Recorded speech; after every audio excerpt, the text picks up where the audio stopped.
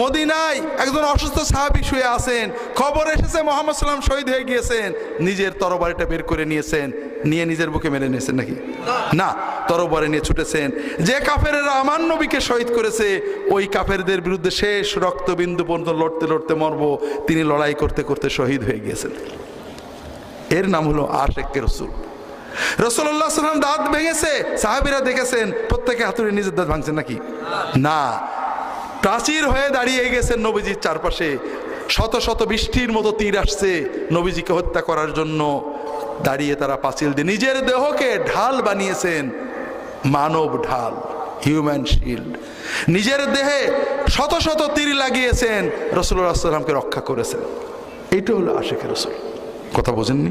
বিভিন্ন আদর্শ গ্রন্থে, কাব্য গ্রন্থে ভালো কথা পাবেন, কিন্তু ভালো কথাকে নিজের জীবনে শত প্রতিকূলতার ভিতরে দিয়ে বাস্তবায়ন করে দেখিয়েছেন, এরকম আপনি মডেল পাবেন না একমাত্র মুহাম্মদ রাসূলুল্লাহ সাল্লাল্লাহু আলাইহি ওয়াসাল্লাম ছাড়া।